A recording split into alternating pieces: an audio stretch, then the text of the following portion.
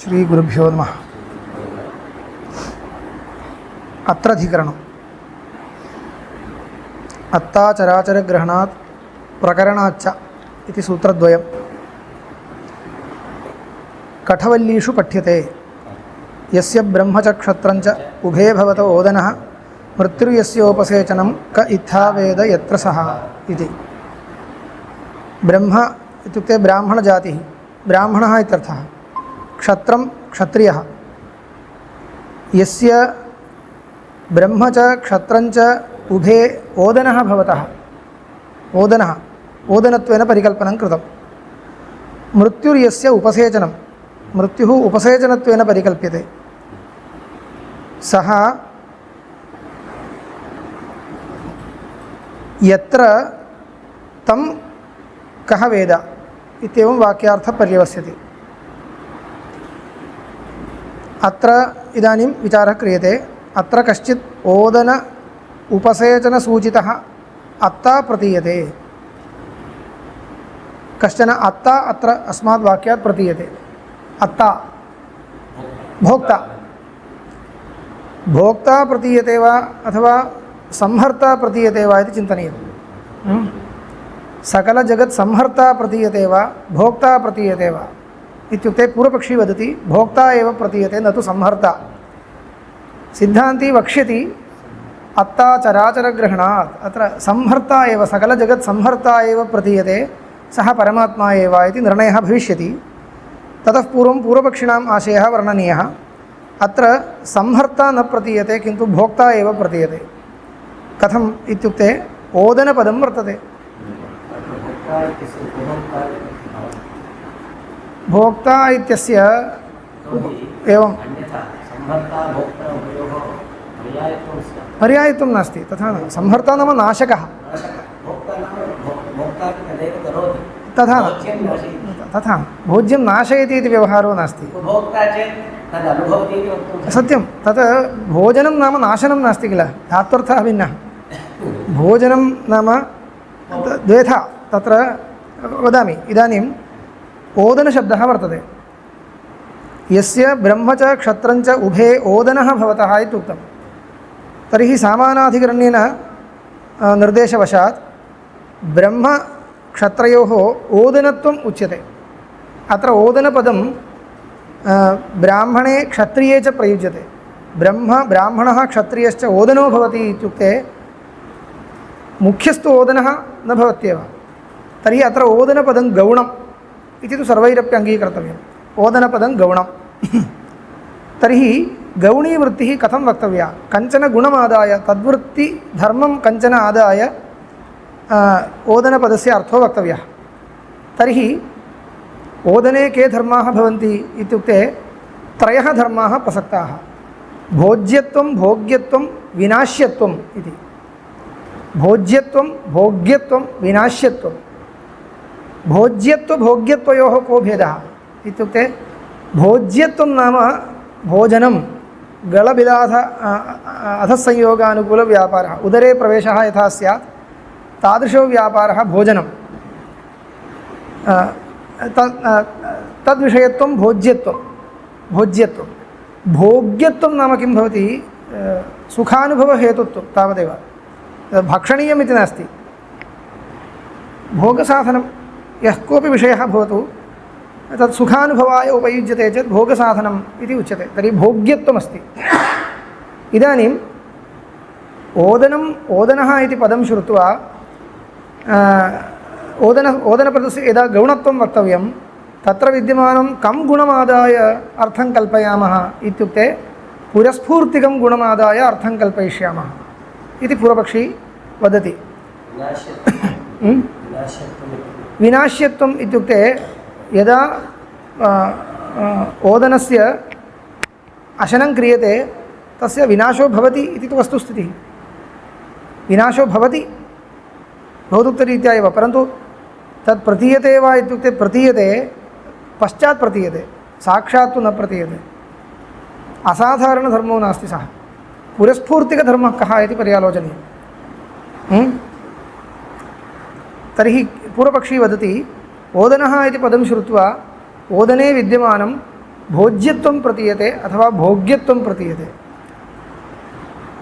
तर्हि यस्य ब्रह्म च क्षत्रञ्च ओदनो भवति इत्युक्ते सः कः भोक्ता भोगकर्ता इति वा भोजनकर्ता इति वा लभ्यते भोगकर्ता इति वा ब्रह्मक्षत्रयोः भोक्ता इति लभ्यते परमात्मा तु भोक्ता न भवति पूर्वाधिकरणे निर्णीतं परमात्मनः सर्वसम्बन्धित्वेपि भोक्तृत्वं नास्ति इति भोक्तृत्वाय सम्बन्धविशेषः अपेक्षते कर्मानुसम्बन्धिशरीरं कर्मजन्यं शरीरम् अपेक्षते एतत् सर्वं नास्ति तस्मात् परमात्मनो भोक्तृत्वं नास्ति इति निर्णीतं तर्हि अत्रापि भोक्ता कश्चन प्रतीयते अत्ता प्रतीयते स च परमात्मा भवितुं नार्हति इति दृष्टान्तसङ्गत्या पूर्वपक्षं करोति पूर्वपक्षी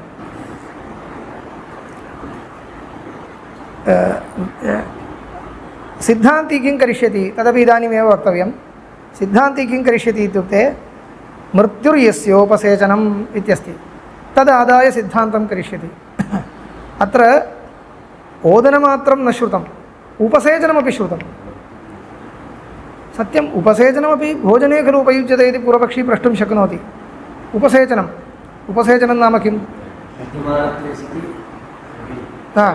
अस्ति किञ्चित् पठितं खलु इदम् अधिकरणं भवताम् अप्रसिद्धं न सिद्धान्तलेशसङ्ग्रहेपि स्वयमद्यमानत्वे सति अन्य अदनहेतुत्वे सति स्वयमद्यमानत्वम् इति उपसेचनम् इदानीम् अन्नस्य अशनाय किञ्चित् उपसेचनं स्थाप्यते तत् स्वयमद्यते अन्यस्य अदने हेतुश्च भवति इति तत्र दलकृत्यञ्च वर्तते स्वयमद्यमानत्वं यदि नोच्यते तर्हि पर्णे अतिव्याप्तिः पर्णस्यापि पर्णं स्थाली पर्णम् इत्यादिकम् अशने हेतुर्भवति हेतुत्वमस्ति परन्तु स्वयम् अद्यमानत्वं नास्ति अद्यमानत्वमात्रोक्तौ अन्ये भोजने मुख्ये प्रधाने भोजने अन्ये अतिव्याप्तिः अतः दलद्वयम् एवञ्च इदम् उपसेचनत्वं नाम इत्थं वक्तव्यं तदपि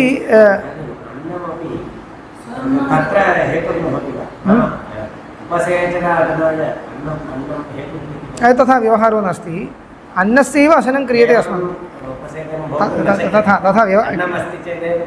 सम्यगेव सम्यक् परन्तु अत्र विवक्षा कीदृशी इत्युक्ते यः क्षुन्निवृत्तिकामः अन्नमेव अशितुम् इच्छति तस्य अशनाय एवमेव भोक्तुं न शक्यते इति कृत्वा किञ्चित् स्वीकरोति तथा सहकारित्वम् इति अभिप्रायेण योजनीयम् अस्तु एवञ्च किं भवति अत्र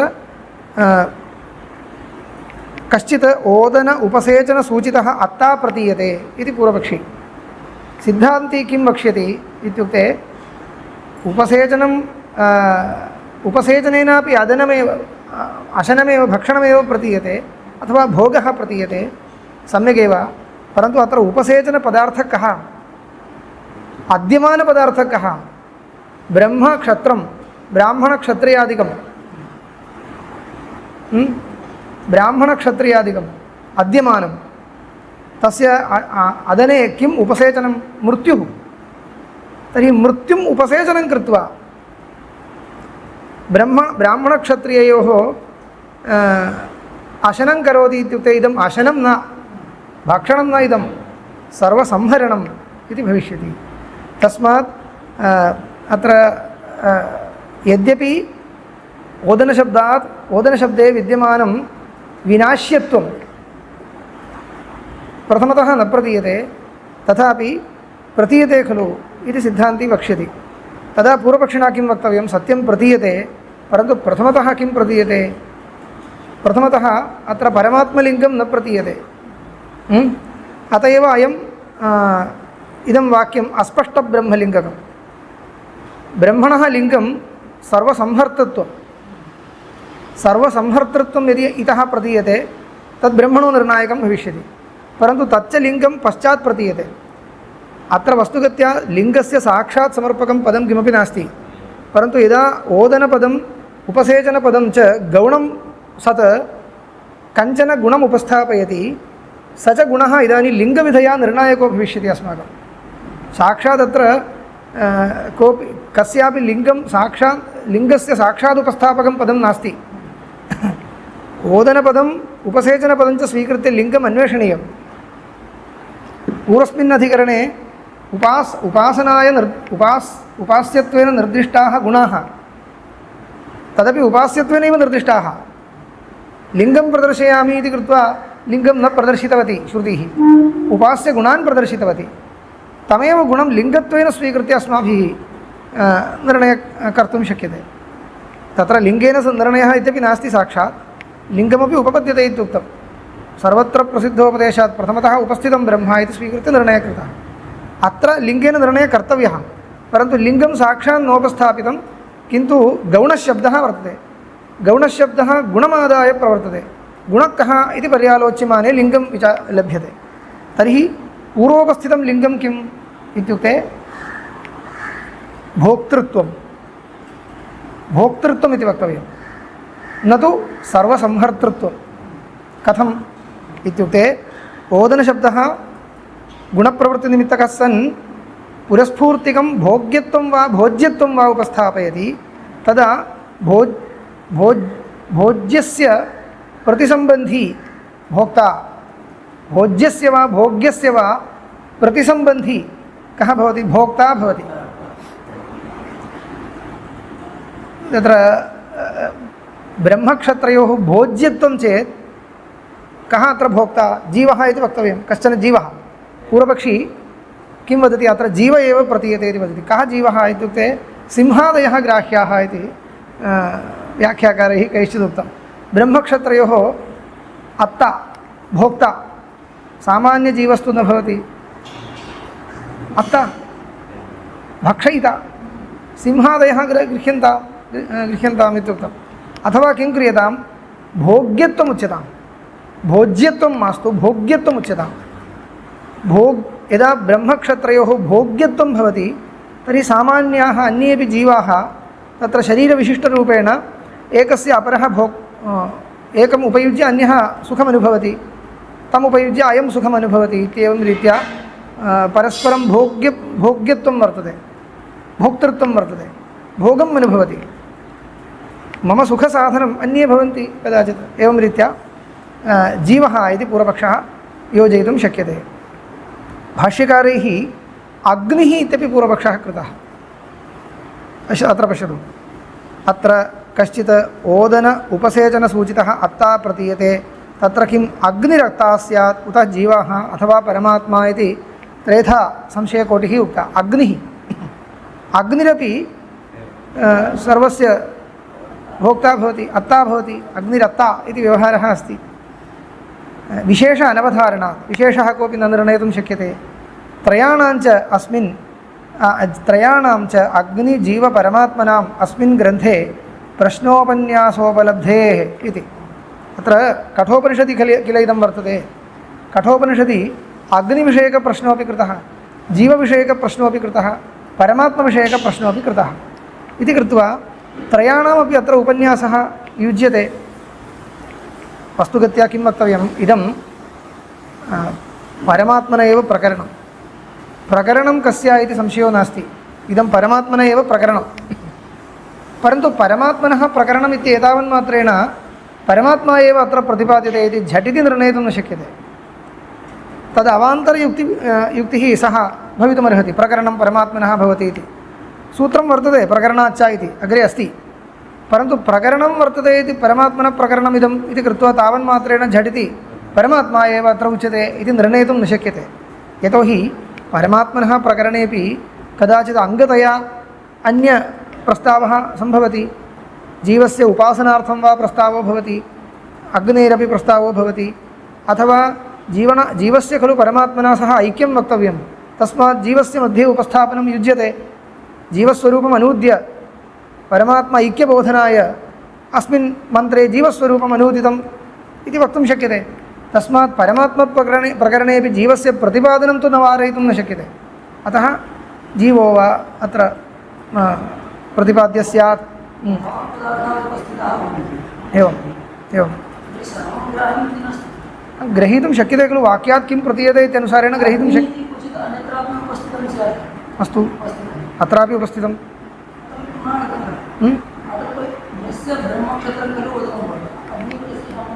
अग्निः भवति अग्निना दाह्यते विनाशित्वं च भवति विनाशित्वमादाय अपि अग्निः योजयितुं शक्यते कथञ्चिदिति अग्निपरस्तु पूर्वपक्षः तथा स्वरसो नास्ति इत्येव तत् त्यज्यते अत्र किं कृतं भाष्यकारे अग्निजीवपरमात्मनां त्रयाणाम् अत्र प्रश्नो वर्तते इत्युक्तं तदपि आपाततः एव यतः अग्निस्तु अग्निः इति अग्नित्वेन न पृष्टः अग्निविद्या इति स्थण्डिलविषयक उपासनं पृष्टम् एवं किल अग्निशब्दस्य वाच्यार्थो न पृष्टः चयनं पृष्टं चयनमपि चयनसम्बन्धी उपासनं पृष्टमित्येव व्यवहारः तथा अस्ति दह्यते इति वक्तुं शक्यते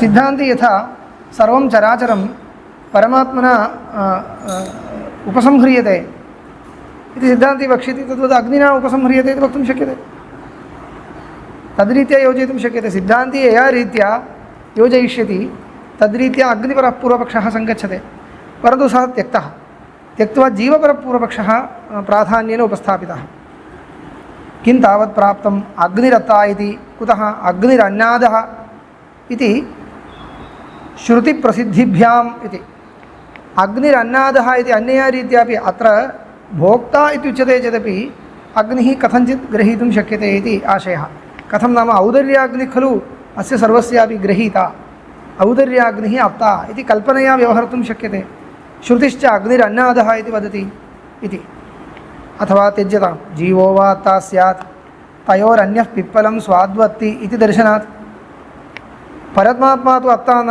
अनश्नन्यो अभिचाकशीति इति तस्य भोक्तृत्वप्रतिषेधात् इत्येवं प्राप्ते ब्रूमः अत्ता अत्र परमात्मा भवितुमर्हति कुतः चराचरग्रहणात् इति चराचरस्य अत्र ग्रहणं वर्तते अत्र अद्यत्वेन के गृह्यन्ते अद्यं भोज्यं वा भोग्यं वा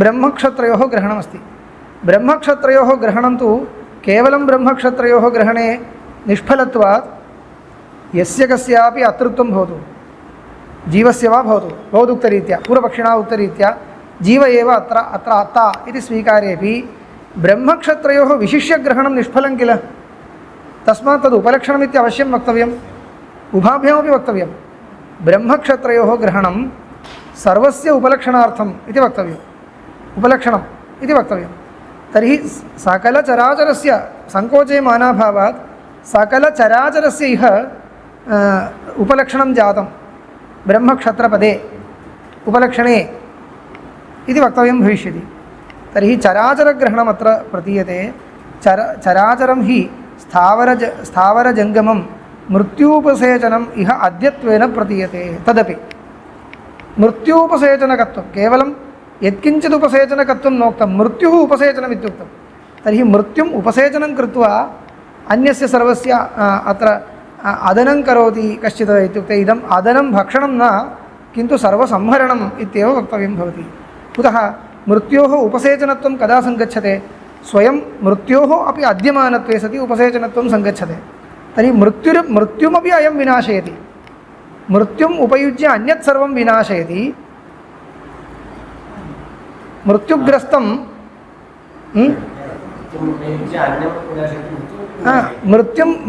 मृत्युम् उपयुज्य अन्यस्य सर्वस्य विनाशं करोति परमात्मा इह प्रतीयते कुतः परमात्मा किं करोति मृत्युदेवः इति स्वीक्रियताम् अथवा मृत्युः इति मरणम् इत्येव उच्यतां मरणम् उपयुज्य अन्यत् सर्वं संहरति मरणमपि तदेव मरणद्वारा खलु अन्यत् सर्वं संहरति कश्चित् जीवति इत्युक्ते तस्य संहाराय खलु मरणम् उपयुज्यते ज्ञानम् अविद्यां निवर्तयति स्वयं च स्वात्मानमपि निवर्तयति इतिवत् अत्र तु निवर्तकः अन्यो वर्तते परमात्मा एवम् एवं प्रलयकाले मृत्युरपि नास्ति तर्हि मृत्युम् उपयुज्य अन्यत् सर्वं संहरति प्रलयकाले मृत्युमपि संहरति मृत्युर्नास्ति इति एवञ्च मृत्यूपसेचनकत्वविशिष्टः कश्चन अत्र प्रतीयते तस्मात् अत्र सर्वचराचरग्रहणं कृतं मृत्यूपसेचनकत्वञ्च श्रुतं तस्मात् किं भवति अत्र अदनं नाम भक्षणं न किन्तु सर्वसंहरणमेव प्रतीयते तस्मात् सर्वसंहर्ता परमात्मा एव अत्र प्रत्येतव्यः न तु जीवः इति सिद्धान्तः जातः। एकमेव पदम् अत्र दातुं उपलक्षणत्वेन ब्रह्मक्षत्रञ्च इति किमर्थं नाम क्षत्रिययोः ग्रहणम् एकं पदं प्रक्षिप्य तत् सर्वस्यापि चराचरस्य उपलक्षणम् इत्येव वक्तुं शक्यते तस्य उपलक्षणत्वसूचनाय एकं पदम् अस्य उपलक्षणम् अन्यस्य उपलक्षणम् इति तथा किमपि कल्पयितुं न शक्यते तत्तु एवम् आगतं तावदेव अत्र विशिष्य किमपि समाधानं नास्ति एवमेव उपलक्षणद्वित्राणां ग्रहणं क्रियते खलु लोके यदा उपलक्षणविधया निर्देशः तदा द्वित्राणां ग्रहणं क्रियते इति लोके सम्प्रदायः अस्ति तथा काकबिडालादि एवम् उच्यते खलु आदिपदं विनापि यदा उच्यते उपलक्षणम् इति यदा तदा उपलक्षणत्वसूचनाय किञ्चित् उपयुज्यते तावदेव तत्र अन्यत् किमपि तात्पर्यं नास्ति तावदेव विशिष्य तत्र किमपि समाधानं वक्तुं न शक्यते एवमेव श्रुतेर्निर्देशः अस्ति तावदेव एवञ्च चराचरं हि स्थावरजङ्गमं मृत्यूपसेचनम् इह अद्यत्वेन प्रतीयते तादृशस्य च अद्यस्य न परमात्मनः अन्यः कार्त्स्न्येन अप्ता भवति एतादृशस्य च अद्यस्य ब्रह्मक्षत्रादिसकलचराचरस्य अत्ता अंशद्वयं सकलचराचरस्य अत्ता अपि च मृत्यूपसेचनकत्वविशिष्टः अत्ता मृत्युम् उपसेचनं कृत्वा अत्ता तादृशश्च अत्ता परमात्मानं विहाय अन्यो परमात्मनः ऋते अन्यो न भवति इदञ्च अशनं भक्षणमपि न भवति किन्तु सर्वसंहरणमेव इति पर्यवस्यति परमात्मा तु विकारजातं संहरन् सर्वमत्ति इत्युपपद्यते अत्ति इति व्यवहारः उपपद्यते सर्वसंहर्ता इत्येव वक्तव्यं सर्वसंहर्ता इति वक्तव्ये अत्ति इति व्यवहारः उपपद्यते वस्तुगत्या अत्र अत्ति इति व्यवहारो न कृतः अदनं प्रतीयते इत्युक्तं तावदेव अत्ति इति व्यवहारस्तु शब्दस्तु अत्र नास्ति अत्ति इति उपपद्यते ननु इह चराचरग्रहणं नोपलभ्यते किल इति शङ्का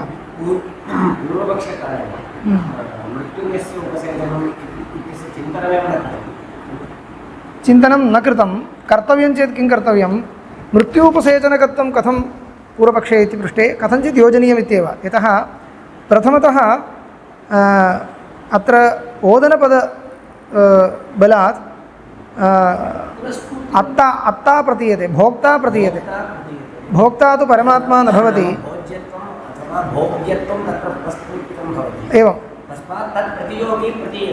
प्रतिसम्बन्धी प्रतियोगी इति न प्रतिसम्बन्धी भोक्ता प्रतीयते भोक्ता तु परमात्मा न भवति इति प्रथमश्रुतेन लिङ्गेन प्रथमं श्रुतं नाम प्रथमतः उपस्थितेन लिङ्गेन अर्थादुपस्थितेन लिङ्गेन खलु निर्णयः कर्तव्यः अत एव इदं ब्रह्मलिङ्गात् पूर्वं जीवलिङ्गम् उपस्थितम् अस्मिन् वाक्ये इति कृत्वा इदं वाक्यम् अस्पष्टब्रह्मलिङ्गकम् इति योजितं तस्मात् प्रथमश्रुतेन प्रथमोपस्थितेन जीवलिङ्गेन परमात्मलिङ्गम् अग्रे प्रतीयमानं कथञ्चित् अन्यथा नेयमित्येव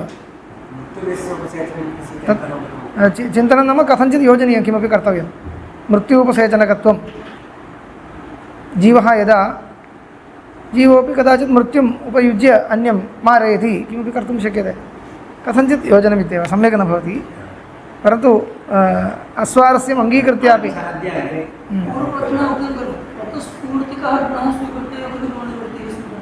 तदेव कृतं विनिगमनाविरहे तथा पुरस्फूर्तिकं स्वीकृत्य योजनं कर्तव्यमिति तु विनिगमनाविरहे अत्र विनिगमकं स्पष्टं वर्तते अंशद्वयम् उक्तम् अस्माभिः चराचरग्रहणं मृत्यूपसेचनकत्वम् एतद्वयं चराचरग्रहणं वर्तते चराचरस्य अत्ता मृत्यूपसेचनकः अत्ता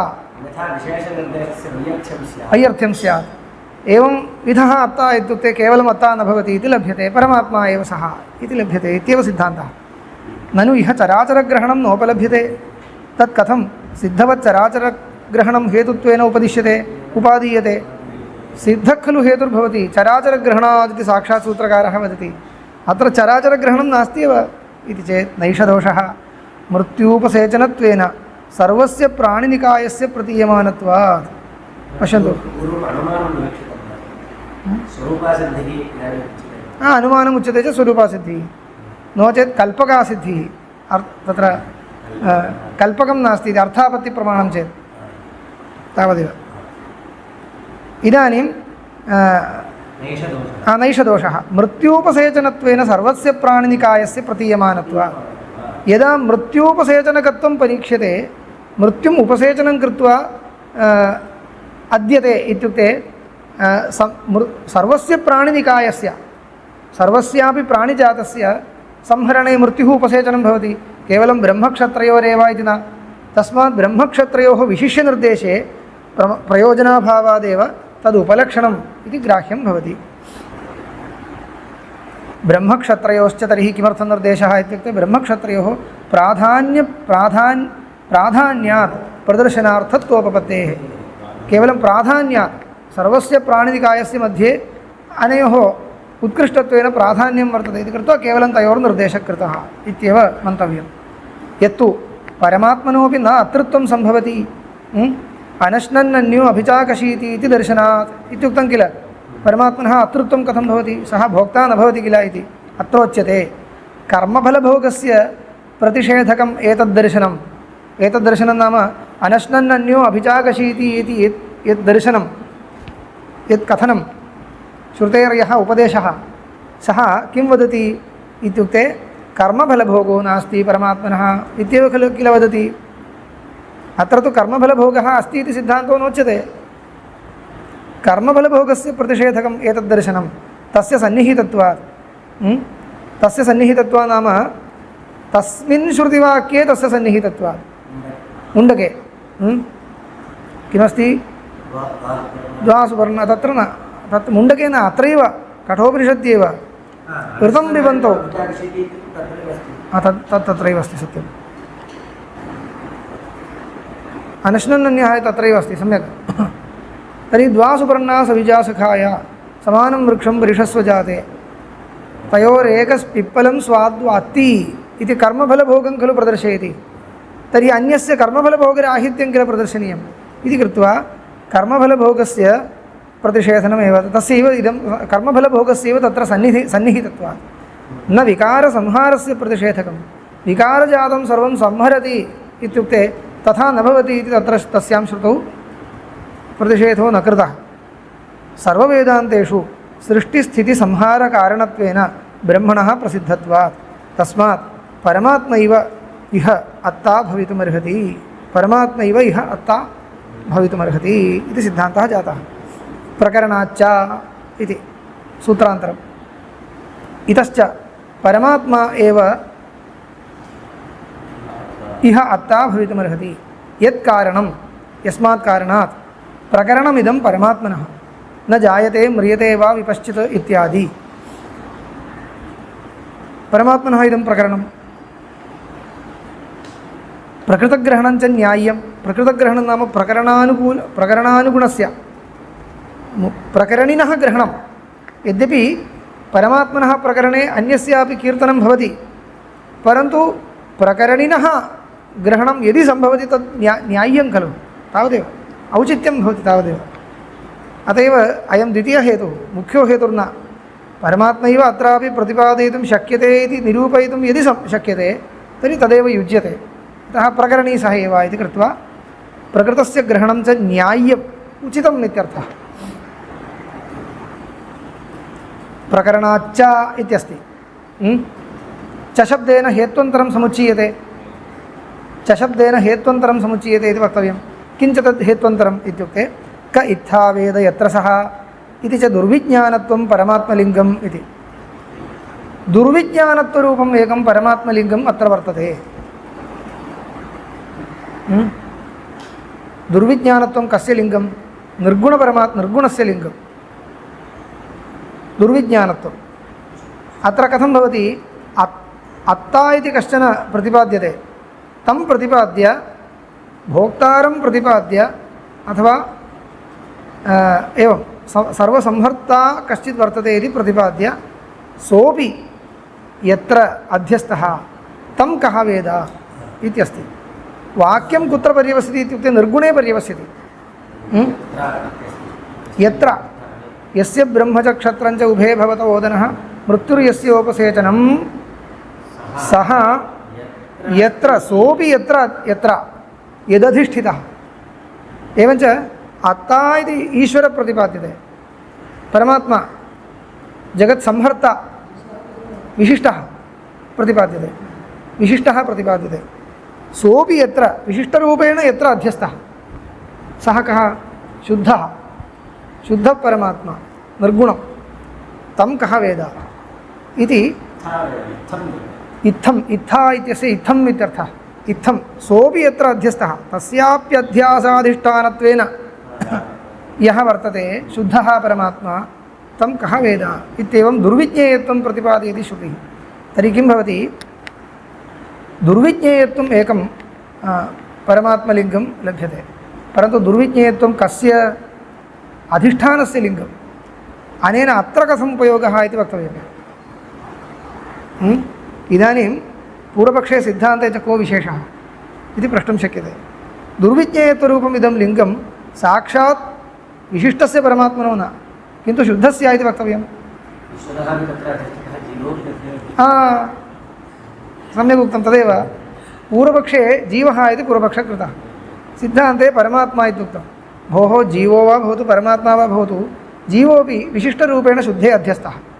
इदानीं वाक्यस्य शुद्धे पर्यवसानं कर्तव्यम्। ईश्वरोऽपि विशिष्टरूपेण शुद्धे अध्यस्तः। तर्हि अत्ता इति जीवो वा प्रतिपाद्यतां परमात्मा वा प्रतिपाद्यतां तस्य विशिष्टरूपेण उभयोरप्यध्यासः शुद्धे भविष्यति इति कृत्वा दुर्विज्ञेयत्वरूपं परमात्मलिङ्गं तत्र किम् आरोप्यस्य परमात्मत्वे लिङ्गं न भवति। आरोप्यस्य जीवत्वेपि अधिष्ठानम् इदमेव ज्ञायते खलु। अधिष्ठानम् इदमेव अत्र जीवो वा प्रतिपाद्यतां विशिष्टः ईश्वरो वा प्रतिपाद्यम् उभयोरपि अधिष्ठानम् इदमेव। तर्हि पूर्वपक्षो वा सिद्धान्तो वा अस्तु तर्हि सिद्धान्तस्य किं कथम् इदं विनिगमकं भवति। अधिष्ठानस्य दुर्विज्ञेयत्वं आरोप्यस्य परमात्मत्वे कथं लिङ्गं भवति इति प्रश्नः। स्पष्टं खलु। प्रश्नः स्पष्टः। एवं समाधानं वक्तव्यं। यदि अत्र परमात्मनः ग्रहणं न क्रियेत किन्तु जीवस्य ग्रहणं क्रियेत तर्हि कै इत्था वेद यत्र सः इति कदाचित् परमात्मनोपि ग्रहणं स्यात् विशिष्टस्य ईश्वरस्यापि ग्रहणं स्यात्। कथम् इत्युक्ते अत्र अधिष्ठानमेव बोध्यते इति किमपि नियामकमस्ति वा। क इत्था वेद यत्र सः यत्र इत्येव उक्तं। यत्र इति आश्रयः बोध्यते। विशिष्टः ईश्वरोऽपि जगन्नियामकः ईश्वरोऽपि कयाचित् विधया जीवस्य आश्रयो भवति अनुग्राहकत्वेन नियामकत्वेन। मास्तु अहं किं पृच्छामि अधिष्ठानमेव अत्र ग्राह्यम् इत्यत्र किमपि नियामकमस्ति वा नास्ति। सोऽपि यत्र इत्येव उक्तं। यत्र इत्यनेन आश्रयत्वं बोध्यते। कयाचित् विधया जीवस्य आश्रयः भवति परमात्मा ईश्वरः। एवञ्च ईश्वरस्य ग्रहणमादाय अपि इदं वाक्यं पर्यवस्येत्। यदि अत्ता जीवः स्यात् सः यत्र यम् आश्रित्य जीवति इत्युक्ते परमात्मनः अनुग्रहम् आश्रित्य जीवति परमात्मनः प्रेरणं वशात् कार्यं करोति परमात्माधीनो भवति सः इति जीवस्य परमात्माधीनत्वमादाय ईश्वराधीनत्वमादाय यत्र सः इति वाक्यस्य ईश्वरे उपसंहारः स्यात्।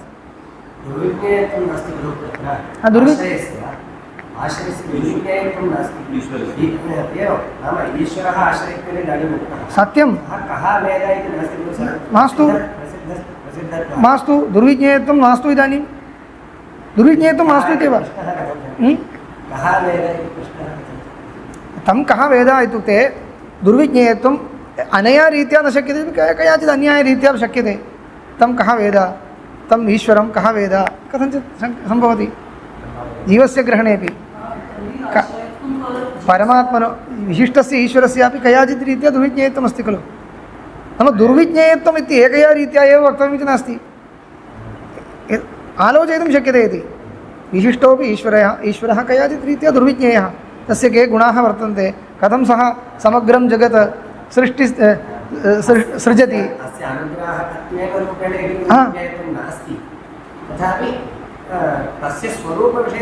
अस्ति सः कथम् अस्ति, सर्वस्मिन्नपि अंशे अस्ति। सः कश्चन ईश्वरः कथं सः शरीरादिरहितः जगत्सृष्टिस्थितिसंहारादिकं करोति, किं तस्य उपादानम् अस्य मायामय जगतः सृष्टौ किं वर्तते, सः एकाकी श्रुतः, कथं सः दुर्विज्ञेयत्वं कयाचित् रीत्या तत्र उपपादयितुं न शक्यते इति नास्ति। एवञ्च जीवस्य विषये इदानीं क्लेशो नास्ति, जीवस्तु अत्ता। एवञ्च अत्रत्वेन आश्रयस्य जीवाश्रयस्य दुर्विज्ञेयत्वं वक्तव्यं। जीवाश्रयः ईश्वरोऽपि भवति, सोऽपि कयाचित् रीत्या दुर्विज्ञेयः इत्येवं तस्यैव दुर्विज्ञेयत्वम् उक्त्वा उपसंहारः स्यात्। एवञ्च यदा ईश्वरः गृह्यते तदा अत्र प्रकरणानुग्रहो भवति। कुतः इदं कठोपनिषत् प्रकरणं नाम सविशेषस्य परमात्मनः प्रकरणं न, निर्विशेषस्य प्रकरणं, निर्विशेषस्य प्रकरणम् इत्येव। अत एव प्रकरणं निर्विशेषस्य प्रकरणम् इत्येव। प्रकरणाच्च इति हेतुरपि कथं सङ्गच्छते इति प्रष्टव्यं। प्रकरणाच्च इति हेतुः प्रयुज्यते खलु। कठोपनिषत् प्रकरणं किं सविशेषस्य प्रकरणं वा निर्विशेषस्य प्रकरणं वा? निर्विशेषस्य प्रकरणम् इत्येव। एवञ्च यथा इदं निर्विशेषस्य प्रकरणं स्यात् तथा उपपत्तिर्वक्तव्या इत्येव। एवञ्च साक्षात् इदं प्रकरणाच्च इति हेतुः अत्तुः परमात्मत्वे साक्षात् हेतुर्न भवति। कुतः अत्तुः सर्वजगत्संहर्तुः परमात्मनः इदं प्रकरणं न, निर्विशेषस्य प्रकरणमिदं। तर्हि प्रकरणाच्च इति सूत्रमपि निर्विशेषप्रकरणाच्च इत्येव योजनीयं। सर्वजगत्संहर्तुः प्रकरणं न इदं, सविशेषस्य परमात्मनः प्रकरणं न इदं कठोपनिषत् प्रकरणम्। अन्यत्र धर्मात् अन्यत्राधर्मात् इत्येवं पृष्टत्वात् निर्विशेषस्यैव पृष्टत्वात् निर्विशेषस्य प्रकरणमिति वक्तव्यं। तस्मात् निर्विशेषम् उक्त्वा वाक्यस्य परिसमाप्तिर्यथा स्यात् तथा योजयितुं शक्यते चेत् तथैव न्याय्यम् इत्येव वाक्यार्थो वक्तव्यः।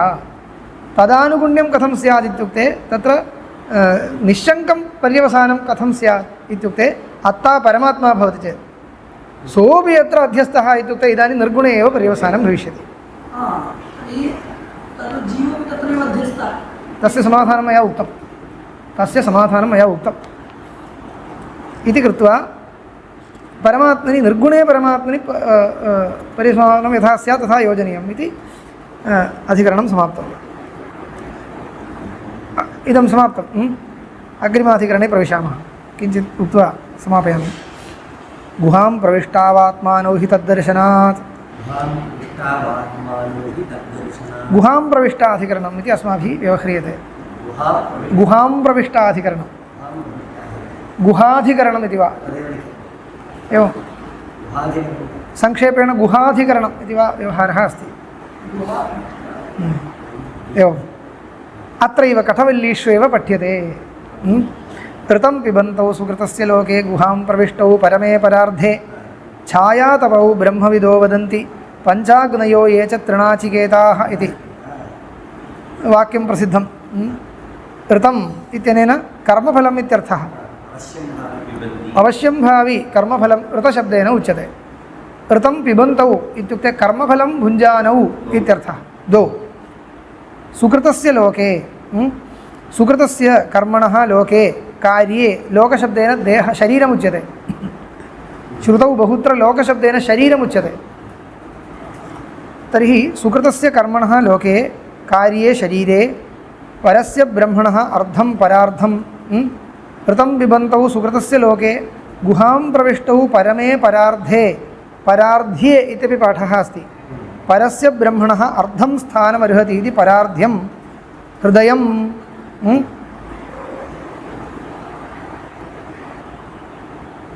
हृदयमुच्यते। गुहां प्रविष्टौ परमे परार्ध्ये, गुहाशब्देन अत्र शरीररूपगुहा अथवा हृदयरूपगुहा तत्र गूढं तिष्ठति इति कृत्वा अत्र गुहाशब्देन शरीरं वा हृदयं वा गृह्यते। गुहां प्रविष्टौ द्वौ भवतः ऋतं पिबन्तौ परार्ध्यं हृदयं परमात्मा अत्र अभिव्यक्तः, जीवात्मा अपि अत्र अभिव्यक्तः। तर्हि द्वौ अत्र श्रूयेते।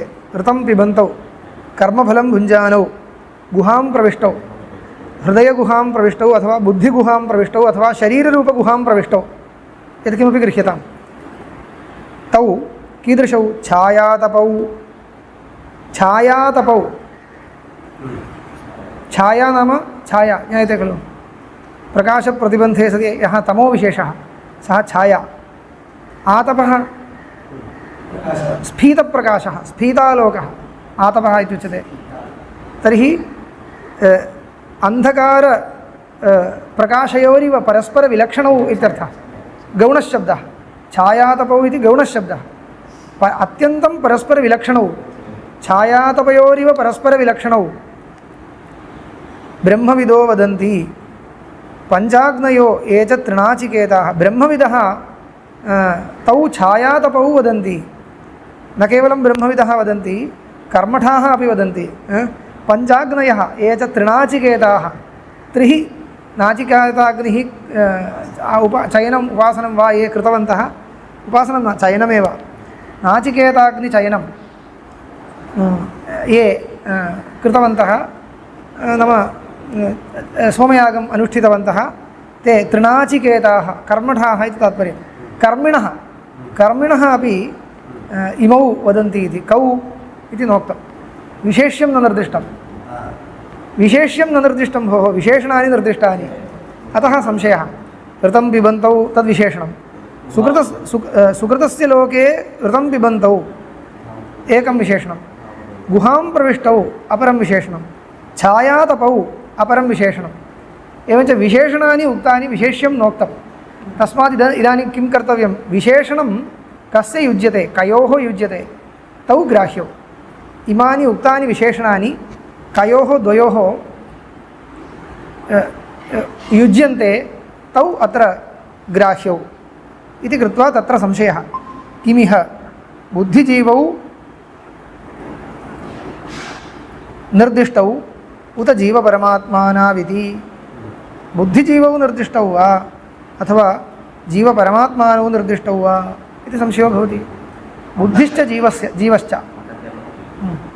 बुद्धिश्च जीवश्च, बुद्धिर्नाम मनः, अन्तःकरणं, जीवश्च अन्तःकरणं हृदये स्थितम् इति प्रसिद्धिः। जीवोऽपि हृदये अहमित्यभिव्यक्तः इति अन्तःकरणविशिष्टवेषेण जीवोऽपि हृदये अभिव्यक्तः। तर्हि तौ कौ भवितुमर्हतः इत्युक्ते गुहां प्रविष्टौ बुद्धिजीवौ स्याताम् अथवा जीवपरमात्मानौ वा स्याताम्। किं ग्राह्यम् इति विचारः। यदि बुद्धिजीवौ, तर्हि किमर्थं बुद्धिजीवयोः अत्र वाक्यस्य किं पर्यवसानं स्यात् इति चिन्त्यते। यदि अत्र बुद्धिजीवौ प्रतिपादितौ तर्हि किमर्थम् इदं प्रतिपादनम् अत्र कर्तव्यं? आनुगुण्यम् अपेक्षते। प्रकरणमिदं कठोपनिषदि खलु परमात्मनः खलु प्रकरणं। तर्हि अस्मिन् प्रकरणे इत्युक्ते पूर्वपक्षे कोटिद्वयं, पूर्वपक्षे इति न, संशये कोटिद्वयं, कोटिद्वयस्यापि उपपत्तिर्वक्तव्या।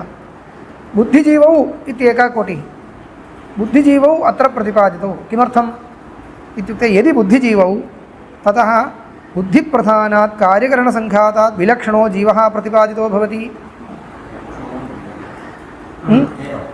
यदि बुद्धिजीवौ अत्र प्रतिपाद्येते तर्हि तत् प्रतिपादनं सार्थकं वा? अवश्यं सार्थकं। कुतः? बुद्धिप्रधानात् कार्यकरणसङ्घातात् विलक्षणः जीवो नाम कश्चन वर्तते इति इह प्रतिपादितं भवति। तत् प्रतिपादनम् अपेक्षते वा? अपेक्षते। कुतः? तदपि इह प्रतिपादयितव्यं। येयं प्रयते विचिकित्सा मनुष्ये अस्तीत्येके नायमस्तीति चैके एतद्विद्याम् अनुशिष्टस्त्वयाहं वराणामेष वरस्तृतीयः इति शरीरातिरिक्तः आत्मा वर्तते वा इति पृष्टं किल। यदा शरीरस्य प्राणवियोगो भवति, प्रयतो भवति, तदानीम् अस्ति वा सः? अस्ति इति वक्तव्यं। शरीरनाशेपि अवशिष्टः कश्चन वर्तते, कार्यकरणसङ्घातात् विलक्षणः जीवो वर्तते। तर्हि जीवविषयकप्रश्नः पृष्टः, तस्य इदम् उत्तरम् इति अस्माभिः वक्तुं शक्यते। सत्यं भवदुक्तरी पृष्टम् अस्ति। शरीरे नष्टेपि शरीरातिरिक्तः कार्यकरणसङ्घातात् विलक्षणः कश्चन आत्मा वर्तते इति प्रतिपादनाय अयं मन्त्रः उपयुज्यते इति वक्तुं शक्यते। तस्मात् बुद्धिजीवौ इति पक्षोपि युज्यते, तस्य असङ्गतत्वं न भवति। अथ जीवपरमात्मानौ इह जीवपरमात्मानौ प्रतिपाद्येते इत्युच्यते च तद्युज्यते वा? सत्यं, तदपि युज्यते। कुतः? तथा यदि जीवपरमात्मानौ अस्मिन् मन्त्रे प्रतिपाद्येते ततः जीवात् विलक्षणः परमात्मा प्रतिपादितो भवति। कुतः? छायातपौ इति खलु उक्तम्। अत्र प्रतिपाद्यमानौ द्वौ अत्यन्तविलक्षणौ। यदि बुद्धिजीवौ तर्हि बुद्धेरत्यन्तविलक्षणः जीवः कश्चन वर्तते, चेतनः। यदि जीवपरमात्मानौ तर्हि जीवः संसारी, तदपेक्षया अत्यन्तविलक्षणः असंसारी आत्मतत्त्वं किञ्चित् अस्ति इति उपपादितं भवति। तदपि इह प्रतिपादयितव्यम्। अन्यत्र धर्मादन्यत्र अस्मात् कृतात् अन्यत्र भूताच्च भव्याच्च यत्तत् पश्यसि तद्वद इति पृष्टत्वात् निर्धर्मकः परमात्मा अपि अत्र नचिकेतसः पृष्टः वर्तते। एवञ्च पक्षद्वयमपि सम्भाव्यतम् इति कृत्वा संशयः। सत्यं न ईश्वरो न। इदानीं निर्धर्मक आत्मतत्त्वम् इति स्वीक्रियते तथैव। सः संसारिणः जीवापेक्षया विलक्षणः। नाम जगन्नियन्ता इत्युच्यते चेदपि सः असंसारी एव खलु। सोऽपि वा भवतु, विरोधो नास्ति इत्युक्तत्वात् पूर्वपक्षिणां तु तदेव निर्गुणमित्येव अभिमतम्। अस्तु, एवञ्च इदानीम् एतावता किं जातं? संशयः उपपद्यते। अयं संशयस्तु युज्यते। यदि संशये एव न युज्यते तर्हि अधिकरणस्य आरम्भो व्यर्थः स्यात्। अयं तु संशयः युज्यते इति इदानीं पूर्वपक्षिणा समर्थितं। पूर्वपक्षिणा इति न समर्थितम्, अस्माभिः समर्थितं। तदा अत्र आक्षेप्ता, अत्र कश्चन आक्षेपः जायते। अयं संशयः नोपपद्यते। इदानीं संशयः उपपद्यते इति उक्तम्, अयं संशय एव नोपपद्यते इति। तस्मात् अधिकरणारम्भो व्यर्थः इत्येकः विचारः। अत्र आक्षेप्ता उभावप्येतौ पक्षौ न सम्भवतः इति। एतौ द्वावपि पक्षौ न सम्भवतः। कस्मात्? ऋतं पिबन्तौ इति न युज्यते। ऋतं पिबन्तौ इत्यस्य कः अर्थः? कर्मफलं भुञ्जानौ इति। तत्र बुद्धिजीवौ इति पक्षे जीवस्य कर्मफलभोगः अस्ति, परन्तु अन्तःकरणस्य नास्ति। तत्र जीवस्य वर्तते, परन्तु जीवपरमात्मानौ इति पक्षे परमात्मनः कर्मफलभोगो नास्ति। एवञ्च उभयत्रापि एकस्य कर्मफलभोगो नास्ति इति कृत्वा कर्मफलं भुञ्जानौ इति कथं विशेषणं सङ्गच्छते? तस्मात् पक्षद्वयमपि न घटते इति इदानीं प्रश्नः क्रियते। कस्मात्? ऋतपानं कर्मफलभोगः सुकृतस्य लोके इति लिङ्गात्। तच्च चेतनस्य क्षेत्रज्ञस्य सम्भवति, न अचेतनायाः बुद्धेः। पिबन्तौ इति द्विवचनेन द्वयोः पानं दर्शयति श्रुतिः। एक एव पिबति इति वक्तुं न शक्यते। पिबन्तौ इति द्विवचनमस्ति, तर्हि द्वौ अपि कर्मफलं भुञ्जानौ एव इति उपपादनीयं भवता। अतः बुद्धिक्षेत्रज्ञपक्षस्तावन्न सम्भवति। अत एव क्षेत्रज्ञपरमात्मपक्षोऽपि न सम्भवति। चेतनेऽपि परमात्मनि ऋतपानासम्भवात्। यद्यपि परमात्मा चेतनः, परन्तु कर्मफलं भुञ्जानो नास्ति इति। अनश्नन्नन्यो अभिचाकशीति इति मन्त्रवर्णात् इति अत्रोच्यते नैष दोषः। इदानीं संशयम् उपपादयितुम् उभयत्र योजयितुं शक्यते इति। किं योजयति इत्युक्ते अचेतनस्य इत्युक्ते उपचारेण योजनीयमित्येव। उपचारं कृत्वा योजनीयं। मुख्यं तु न योजयितुं शक्यते, परन्तु उपचारेण योजयितुं शक्नुमः। अन्तःकरणम् अचेतनत्वात् कर्मफलभोगं न करोति, परन्तु भोगसाधनत्वात् भोक्तृत्वम् उपचर्यते। एवं परमात्मनोपि कर्मफलभोगो नास्ति, परन्तु जीवस्य कर्मफलभोगं प्रति प्रेरयितृत्वमस्ति। प्रयोजकत्वमस्ति इति कृत्वा तस्यापि भोक्तृत्वम् उपचर्यते। एवं योजयितुं शक्नुमः। तस्मात् पूर्वपक्षः सम्भवति।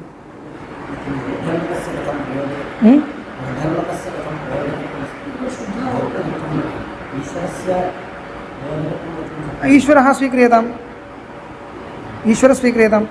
निर्धर्मको वा अत एव अन्यत्र धर्मादिति निर्धर्मकविषयकम् इत्येव भाति। ईश्वरः स्वीक्रियतां तर्हि तावदेव। तद्वाक्यं निर्धर्मके युज्यते, ईश्वरः स्वीक्रियतां कर्मफलस्य प्रेरयिता। पश्यामः पङ्क्तौ किमस्ति तथैव उच्यते, पश्यामः। अत्रोच्यते नैषदोषः छत्रिणो गच्छन्ति इत्येकेनापि छत्रिणा बहूनां छत्रित्वोपचारदर्शनात् प्रसिद्धमिदं।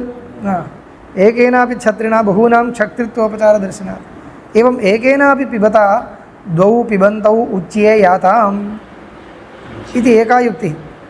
अथवा उच्येयाताम् उच्येताम् उच्येयातां द्विवचनं। द्वौ पिबन्तौ उच्येयातां छत्रिन्यायेन योज्यताम् इति एका रीतिः। यद्वा जीवस्तावत् पिबति, ईश्वरस्तु पाययति। पाययति इत्युक्ते नियमयति, ईश्वरस्य कर्मफलभोगं नियमयति। पाययन्नपि पिबति इत्युच्यते। एवं भवति वा? पाययन्नपि पिबति इत्युच्यते वा लोके? उच्यते। पाचयितर्यपि पक्तृत्वप्रसिद्धिदर्शनात् पाचयितापि पक्ता इत्युच्यते। कश्चित् पचति, अन्यः पाचयति, पाचयितापि पक्ता इति लोके उच्यते उपचारेण।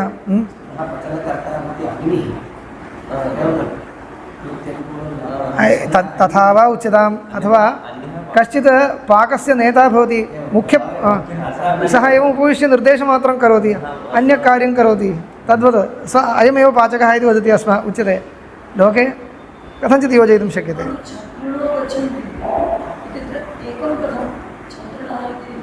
छत्रिणो गच्छन्ति इत्यत्र एक एव छत्री, अन्ये सर्वे अच्छत्रिणः।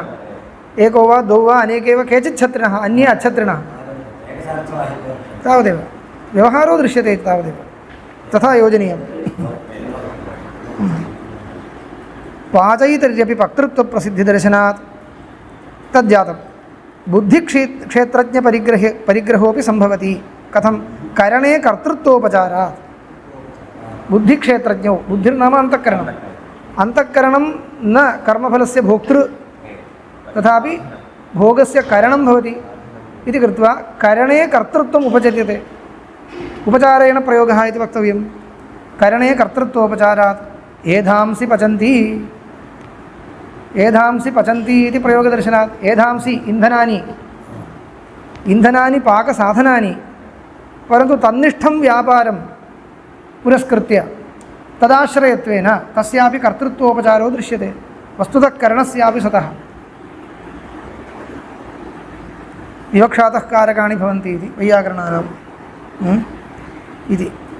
न च अध्यात्माधिकारे अन्यौ कौचित् ऋतं पिबन्तौ सम्भवतः इति। पश्यतु, द्वौ ऋतं पिबन्तौ पश्यतु, इदानीमपि कथञ्चित् भवता योजितमित्येव। कथञ्चित् योजितं भवता, सम्यक् योजितं नास्ति, कथञ्चित् योजनं कृतं खलु। कुतः एवं यत्नः क्रियते इत्युक्ते उपायान्तरं नास्ति इत्येव। एतौ द्वौ विहाय अन्ययोः द्वयोः अत्र कल्पनं कथमपि न सम्भवति अध्यात्माधिकारे।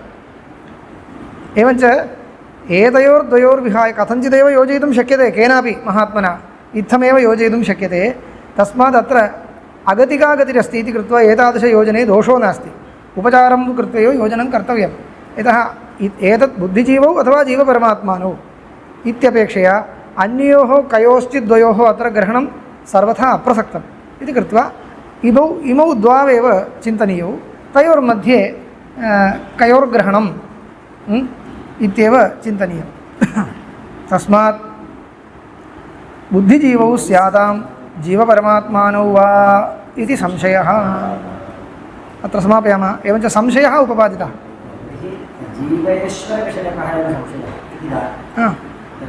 अस्तु, जीवेश्वरविषयकः।